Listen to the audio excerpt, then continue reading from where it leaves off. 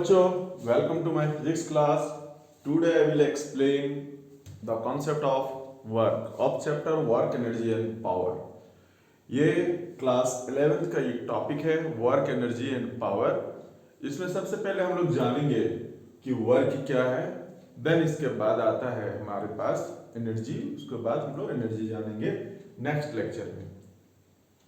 तो सबसे पहले हम लोग देखते हैं कि वर्क कहते हैं क्या है। वेरी सिंपल, वर्क हम लोग कब कहेंगे कि work done bye a force.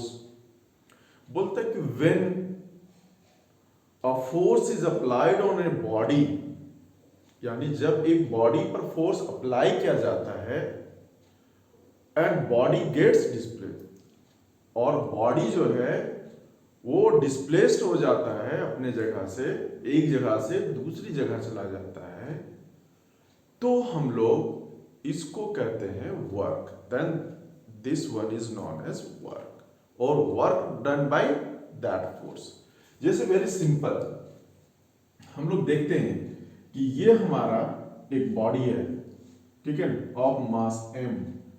अगर इस बॉडी में हम लोग ये फोर्स लगाते हैं F वेक्टर, और ये अगर इधर डिस्प्लेस हो जाता है, यहां से यहां तक ये आ जाता है, इस जगह से इस जगह तक ये डिस्प्लेसमेंट हुआ हमारा, तो इसको हम लोग कहते हैं work done by this applied force. अब हमारे पास यहां पर है कि mathematically how we can define it. हम लोग मैथमेटिकली इसको कैसे डिफाइन करेंगे, तो बोलते हैं वेरी सिंपल है मैथमेटिकली। देखिए, हम लोग फिजिकली हम लोग ये बोल सकते हैं कि when a force is applied on a body, ठीक है ना, जब एक बॉडी पर फोर्स अप्लाई करेंगे, बॉडी डिस्प्लेस हो जाता है, ठीक है ना, अपने पोजीशन से वो डिस्प्लेस हो जाता है, तो भी हम लोग कहेंगे वर्क, ठीक है। और मैथमेटिकली कहा जाता है कि वर्क डन इज, या work done by force is the dot product of force and displacement, ठीक है। अब देखिए, इसको अगर हम लोग देखना चाहते हैं यहां, तो ये आराम से इस तरह से आएगा डॉट प्रोडक्ट में F S cos theta, cos theta. ये हम लोग डॉट प्रोडक्ट का ये कॉन्सेप्ट हम लोग पढ़े हुए हैं, और वेरी सिंपल है, ए डॉट बी वेक्टर करके पढ़ते थे हम लोग, और ये हमारा इस तरह से टूटता था कि dot product of two vector is what, product of their magnitude and the cosine angle between them. अब ये देखेंगे हम लोग कि ये जो हमारा cos थीटा है ना, ये कहां से आ रहा है यहाँ पर। तो आप देखिए, ध्यान से देखिए, हम लोग इसके लिए एक एग्जांपल लेते हैं। ये जनरल कंडीशन हुआ कि ये एक बॉडी हुआ जिसका मास हमारा पास क्या हो गया, m हुआ। ये मास आप देख सकते हैं, इसका मास m लेते हैं हम लोग, और बोलते हैं कि now this body is pulled by force F।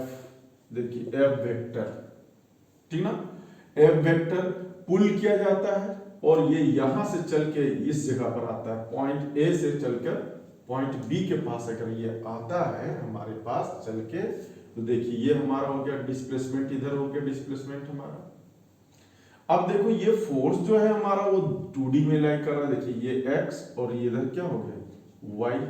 बताइए, आप इधर टूटेगा F cos थीटा, और इधर टूटेगा ये F sin थीटा।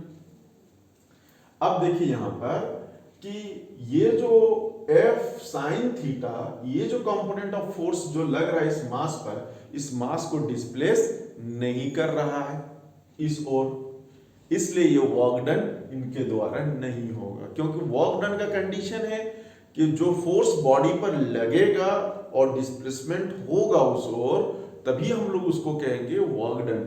अब देखिए, इधर हो रहा है डिस्प्लेसमेंट इस बॉडी का, ठीक है, और इधर लगने वाला फोर्स कौन हो गया, ये हो गया ना F cos थीटा, ठीक है। इसीलिए हमारे पास यहाँ प्रोडक्ट में भी आता है कि हियर इज व्हाट, इसको इस तरह से भी लिख सकते हैं कि F parallel component into displacement, नहीं, क्योंकि पैरेलल कंपोनेंट की यहाँ वैल्यू क्या है, F cos theta into S। इसी को हम लोग सजा के लिखे हैं Fs cos थीटा, हम लोग देख सकते हैं यहाँ पर। So and work done by this F sin theta, है ना, यहाँ क्या आ जाएगा, work done by F sin theta will be what, 0। क्यों भाई, बिकॉज वर्टिकल डिस्प्लेसमेंट इज 0। चलिए हम लोग कुछ केस देखते हैं इसका, फिर एक न्यूमेरिकल देखेंगे। केस 1 देखते हैं इसका। अगर हम लोग मानते हैं कि थीटा इज 0 डिग्री, मतलब क्या हो गया कि F, अगर एक कंडीशन ऐसा लेते हैं कि फोर्स एंड डिस्प्लेसमेंट का जो डायरेक्शन है दोनों सेम डायरेक्शन में है। जैसे ये हो गया नॉर्मल कंडीशन, वो लेते हैं ये मास m, इधर फोर्स लगा और ये बॉडी डिस्प्लेस होकर इस जगह पर आ गया और इधर ही हमारा क्या हो गया, डिस्प्लेसमेंट हुआ। क्लियर? तो ऐसे जगह में हम लोग चलो इसको इक्वेशन 1 मान लेते हैं। तो आप देखो फ्रॉम 1 से देखते हैं हम लोग, तो W बराबर क्या हो जाएगा, F S cos 0 degree. Cos 0 का वैल्यू क्या होता है भाई, कॉस 0 का वैल्यू होता है 1। तो देखिए ये आ जाएगा हमारा एफ। और ये हमारा केस हो गया किसका, पॉजिटिव वर्क डन का। देखिए हमारे पास टाइप बी हो गया, पहला टाइप आ गया हमारे पास पॉजिटिव वर्क डन। यहां से देख सकते हैं वेरी सिंपल कि वर्क डन का जो होता है एसआई यूनिट जो हमारा होता है वर्क डन का, वो होता है क्या होता है भाई, जूल होता है।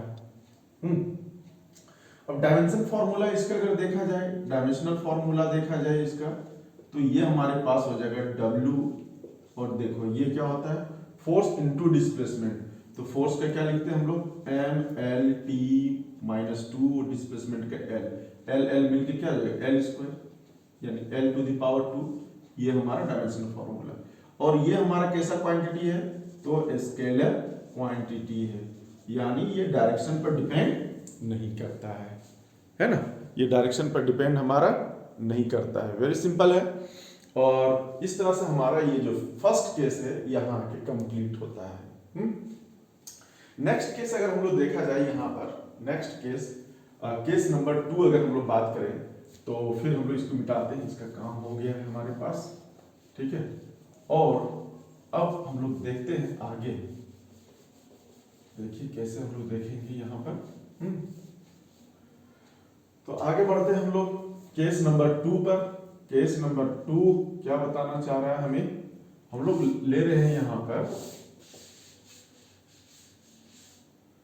केस नंबर 2 लेते हैं कि when theta equal to 180 degree, देख सकते हैं आप 180 डिग्री, यानी cos 180 डिग्री जो हमारा होगा वो होता है -1। अगर फिर वही इक्वेशन को लेते हैं कि फ्रॉम 1, तो क्या हो जाएगा भाई, W बराबर एफ एस कॉस 180 डिग्री। अब ये हो जाएगा हमारा क्या यहाँ -FS, ये हमारा क्या हो जाएगा नेगेटिव वर्क डन। अब आप देखो यहाँ पर, अभी हम लोगों ने देखा यहाँ पर पॉजिटिव वर्क डन भी देखा हम लोगों ने यहाँ पर, फिर दूसरी बात हम लोगों के पास आ गया नेगेटिव वर्क डन भी आ गया हमारे पास, ठीक है ना, नेगेटिव वर्क डन भी आ गया हमारे पास। तो इस तरह से ये हमारा केस यहाँ आके कंप्लीट होता है, ठीक ना। और आगे हम लोग देखते हैं तीसरा केस देखेंगे, फिर एक एक एग्जांपल ले लेंगे हम लोग, एक नॉर्मल सा एग्जांपल ले लेंगे। यहाँ पर ये कहाँ पर आएगा इसका भी देख सकते हैं एग्जांपल। मान लेते हैं कि यहाँ पर एक बॉय है, एक बॉल को ये क्या करता है कि ऊपर की ओर ये फेंकता है, ये बॉल है ना ऑफ मास m। तो देखिए ये तो ऊपर की ओर फोर्स लगाया, लेकिन यहां पर क्या होता है, डिस्प्लेसमेंट इधर ही होता है इसका, लेकिन इधर ग्रेविटी फोर्स जो हो गया Fg वो किधर लग रहा है, डाउनवर्ड। देखिए work done by the boy, क्योंकि यह फोर्स एंड डिस्प्लेसमेंट का डायरेक्शन सेम है, इस वाले केस में देखिए फोर्स एंड डिस्प्लेसमेंट का डायरेक्शन सेम है, तो work done by the what boy will be positive, but work done by the gravity जो यहाँ पर होगा, work done by the gravity जो होगा, तो देखिए यहाँ फोर्स की जगह में Fg लिखेंगे हम लोग, यानी gravity force and displacement and cos 180 degree लिख सकते हैं हम लोग यहाँ पर। तो यहाँ पर हो जाएगा -FgS और Fg की जगह हम लोग लिख सकते हैं जो इसका वेट लगता है नीचे की ओर, है ना, यहाँ वेट है mg, तो ये हो जाएगा mg into s, ठीक है। अगर s को हम लोग हाइट के तौर में लिया जाए तो यहाँ पर h भी हो जाएगा हमारा, ठीक है। अब तो इस दौरान ये हमारा एग्जाम्पल हो गया पॉजिटिव वर्क डन के लिए भी हुआ एंड नेगेटिव वर्क डन के लिए भी हुआ यहाँ पर। अब हम लोग आगे बढ़ते हैं और आगे बढ़ते हुए हम लोग इसका थर्ड जो एप्लीकेशन है उसको हम लोग देखते हैं थोड़ा सा कि थर्ड एप्लीकेशन में क्या है। आप देख सकते हो थर्ड एप्लीकेशन में केस नंबर हम लोग थर्ड लेते हैं कि when theta equal to 90 degree, when theta equal to कितना हो गया भाई 90 डिग्री, तब हमारा वर्क डन क्या होगा। तो वेरी सिंपल है, फिर हम लोग यहाँ पर वही फॉर्मूला इक्वेशन 1 को यूज करेंगे, हम लोग यहाँ पर इक्वेशन 1 को यूज करेंगे, ठीक है। और इक्वेशन 1 को यूज करने के बाद फिर हम लोग पुट करेंगे कि फ्रॉम 1, तो आप देख सकते हो W बराबर क्या हो जाएगा FS cos 90, और cos 90 जो होता है हमारा वो 0 होता है, तो ये क्या हो गया 0, ये हो गया 0 वर्क डन। आप हम लोग देखते हैं कि जैसे एक पुली होता है, ठीक ना, सर पे एक लोड लिए हुए है, इस लोड को ये इस तरह से वेइंग करता है, अपना फोर्स ऊपर की ओर लगाता है रिएक्शन फोर्स, बट ये पुली चलता है इधर, डिस्प्लेसमेंट होता है। देखिए दोनों के बीच का एंगल क्या होता है 90 degree, that's why work done by it क्या हो गया 0। देखिए वर्क डन होने की कंडीशन क्या है कि जिस पर फोर्स लगाया जा रहा है, जिस बॉडी पर, उस बॉडी का डिस्प्लेसमेंट होना चाहिए। अब यहाँ देखिए ये पुली इस पर फोर्स लगा रहा है ऊपर की ओर, but there is no any displacement of this body किधर इन वर्टिकल डायरेक्शन, यानी फोर्स के डायरेक्शन की ओर इसका कोई डिस्प्लेसमेंट नहीं है। That's why work done by it जो हमारा होगा वो क्या हो जाएगा हमारा 0 हो जाएगा, और ये 0 वर्क डन होगा हमारे पास। हम लोग एक कंडीशन देखते हैं, यहाँ पर एक केस देखते हैं। ये हम लोगों ने क्या किया कि जो हमारा वर्क डन का 3 केस था वो हम लोग लगभग यहाँ तीनों हम लोग बढ़ा दिए हैं, और आगे हम लोग जो देखेंगे इसे एक न्यूमेरिकल देखेंगे और ये हमारा फिनिश्ड हो जाएगा वर्क। एक चीज और है यहाँ पर कि हम लोग अगर 3 केस लेते हैं, अब डायग्राम से हम लोग देखते हैं, है ना, डायग्राम से अगर हम लोग देखना चाहेंगे यहाँ पर, तो देखिए क्या होगा।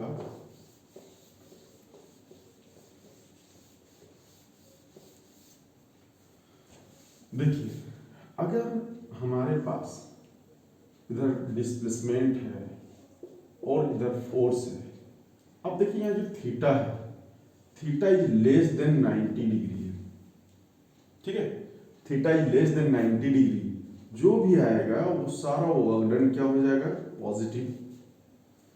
फिर आप देखिए ये S और ये F vector, theta is 90 degree, तो हमारे पास यहां पर क्या हो जाएगा when theta equal to 90 degree then work done is 0।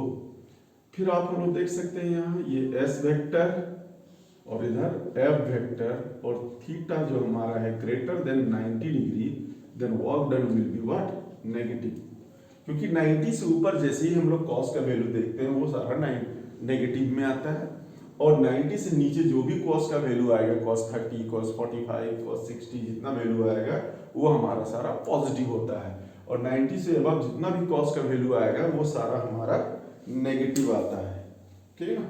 अब हम लोग आगे बढ़ते हैं और एक न्यूमेरिकल्स को देखते हैं हम लोग यहाँ पर, and that will be very simple, ठीक है ना।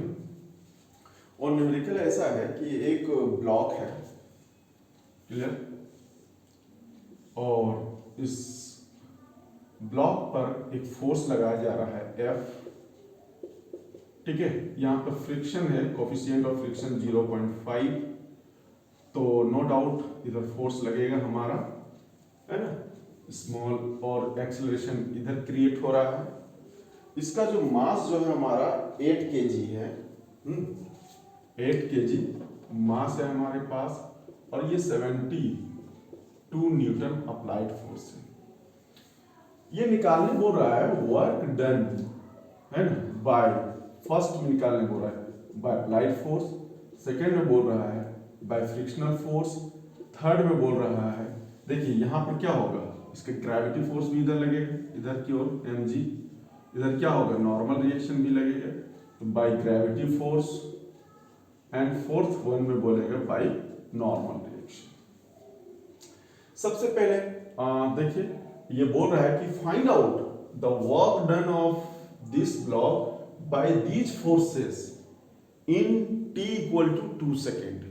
यहाँ डिस्प्लेसमेंट नहीं दिया हुआ है, कितना निकालना है, in time t equal to 2 second में निकालना है। तो हम लोग डिस्प्लेसमेंट इसका निकाल लेंगे। कैसे निकालेंगे, और यहाँ पर हम लोग को देखना है कि अगर डिस्प्लेसमेंट अगर हम लोग निकालना चाहे तो s equal to ut plus half at square है, फॉर्मूला होता है। तो पहले इनिशियली ये रेस्ट में था, उसके बाद फोर्स लगने के बाद ये मोशन में आया, तो एक्सेलरेशन आया। तो देखिए ये u क्या हो गया इसका 0, सो s इक्वल टू सिर्फ क्या हो जाएगा half at square, equation number 1, यानी हमें a चाहिए। तो देखिए हम लोग एक्सेलरेशन निकालने के लिए हम लोग जानते हैं कि एक्सेलरेशन बराबर क्या होता है, फोर्स बाय मास। तो नेट फोर्स क्या हो जाएगा, F माइनस एफ बाई क्या हो जाएगा मास, क्योंकि हम लोग Newton second law of motion से जानते हैं फोर्स बराबर mass into acceleration, that's why acceleration बराबर फोर्स बाय मास। अब यहाँ पर देखो भाई कि अगर हम लोग यहाँ फ्रिक्शनल फोर्स निकालना चाहते हैं, फ्रिक्शनल फोर्स बराबर क्या होता है, म्यू एन, फॉर्मूला जानते हैं। म्यू एन मतलब क्या होता है, देखो mg के बराबर होता है, तो ये mg हो जाएगा। g का वैल्यू हम लोग यहाँ 10 ले लेते हैं अकॉर्डिंग टू क्वेश्चन में दिया हुआ है कि take g equal to 10 metre per second square. अब देखिए म्यू का वैल्यू 0.5 है, इंटू 8 मास है, इंटू 10 हो गया। तो देखिए ये कटा, यहाँ 10 आया हमारा 10, ये कितना हो गया 40 न्यूटन हो गया। अब देखिए इसमें पुट करते हैं हम लोग 72 माइनस 40 बाई 8। अब यहाँ पर देखिए आपका आएगा यहाँ पर 2 एंड 7 में 4 जाने से बचा 3, ठीक है ना, ये 3 आ गया और हमारा हो गया यहाँ कितना 8, यानी ये 4 मीटर पर सेकेंड स्क्वायर आ गया। बोलिए ये क्लियर है, 4 मीटर पर सेकेंड स्क्वायर आ गया हमारे पास। ठीक है, तो 7 4 3, ठीक है ठीक है। अब यहाँ देखिए पुट करते हैं तो क्या हो जाएगा, हाफ a मतलब 4 एंड t मतलब यहाँ 2 स्क्वायर मतलब 2 इंटू 2, देखिए 2 कट गया, कितना आ गया 8 मीटर। ये हमारा यहाँ पर डिस्प्लेसमेंट होता है, कितना डिस्प्लेसमेंट होता है इसका, 8 मीटर होता है। चलिए ये वेरी क्लियर है, क्वेश्चन भी क्लियर है यहाँ पर, है ना। क्वेश्चन क्या था कि भैया वर्क डन निकालिए इन तमाम फोर्सों के कारण इस ब्लॉक पर, ठीक है, in time t equal to 2 second. तो वर्क डन के लिए हमें क्या चाहिए, डिस्प्लेसमेंट चाहिए, दैट्स व्हाई हमने यहाँ डिस्प्लेसमेंट इस तरीके से निकाला। अब देखिए वर्क डन बाई, पहला निकालते हैं, पहला का वर्क डन बाई क्या निकालेंगे, F अप्लाइड फोर्स। तो देखिए तो W बराबर क्या हो जाएगा, फोर्स इनटू डिस्प्लेसमेंट, क्योंकि यहाँ फोर्स और डिस्प्लेसमेंट के बीच का जो डायरेक्शन ये मूव कर रहा है इधर, एक्सेलरेशन इधर दिखाया, तो डिस्प्लेसमेंट का डायरेक्शन भी इधर ही है। Force into displacement into cos 0, है ना, दोनों डायरेक्शन सेम है। तो फोर्स का वैल्यू कितना है 72, डिस्प्लेसमेंट का वैल्यू कितना है 8 और cos 0 का वैल्यू 1 होता है, ठीक है ना। और ये हमारा लगभग कितना हो जाएगा 6 और 776 जूल हो जाएगा इसका आंसर, ठीक है ना। ये 7 है ना, 576 जूल हो गया आंसर। अब हम लोग देखते हैं सेकेंड नंबर वाला क्या था, work done by the frictional force. तो work done by the frictional force अगर लगाते हैं तो W बराबर क्या होता है, एफ एस कॉस। देखिए फ्रिक्शनल फोर्स इधर लग रहा है, डिस्प्लेसमेंट इधर है, दोनों बीच का एंगल 180 डिग्री है। तो भैया ये हो जाएगा माइनस एफ एस, देखिए एफ का वैल्यू निकाल चुके हैं 40, तो 40 माइनस 40 इंटू 8 कितना हो जाएगा ये 320 जूल हो जाएगा आंसर, ठीक है ना। अब रही बात यहाँ पर कि work done by gravity force, third number वाला देखते हैं। तो देखिए ग्रेविटी फोर्स डाउन लग रहा है, डिस्प्लेसमेंट इधर है, दोनों के बीच का एंगल 90 डिग्री है। तो work done by the gravity force जब होगा तो क्या हो जाएगा, F G S cos 90 0, that's why work done 0 हो जाएगा। सिमिलरली यहाँ पर अगर हम लोग देखेंगे तो क्या हो जाएगा, ठीक है, हमारे पास यहाँ पर कितना हो जाएगा 4 नंबर में, ठीक, क्या हो जाएगा work done by normal reaction. तो देखिए वर्क डन बाय नॉर्मल, तो n इंटू एस, अब दोनों बीच n और s के बीच का एंगल भी 90 डिग्री, तो cos 90 कितना हो गया भाई 0। आप देख सकते हैं जो अप्लाइड फोर्स है उनके कारण force positive work done positive आया। फिर हमारे पास जो फ्रिक्शनल फोर्स जो लग रहा है उसके कारण वर्क डन कितना आया, नेगेटिव आया। फिर इनके कारण वर्क डन क्या हो गया, जीरो, इनके कारण वर्क डन क्या हो गया, जीरो। अब अगर हम लोग टोटल वर्क डन निकालेंगे, है ना, टोटल वर्क डन निकालेंगे तो क्या हो जाएगा, देखिए इनके कारण आया पहले कितना 576, वो है ना, फिर प्लस साइन देंगे तो ये माइनस में माइनस 320, फिर ये क्या हो जाएगा प्लस जीरो, ये सॉल्व कर देंगे तो हमारा कितना हो जाएगा, यहाँ पर देखिए 6, यहाँ 5 और यहाँ 256 जूल टोटल वर्क डन यहाँ पर हुआ है तमाम फोर्सों के कारण। ठीक है, और ये हमारा वर्क का बहुत ही सिंपल वे में ये एक्सप्लेनेशन हुआ। और जो मेरा नेक्स्ट लेक्चर होगा वो हम लोग वर्क के आगे बनाएंगे एनर्जी, मैकेनिकल एनर्जी हमें पढ़ना है क्लास 11th में, मैकेनिकल एनर्जी ये पार्ट ही क्लास 11th का है। ठीक है, और आप लोग वेट कीजिए और देखिए, शेयर कीजिए, लाइक कीजिए। Thank you for watching.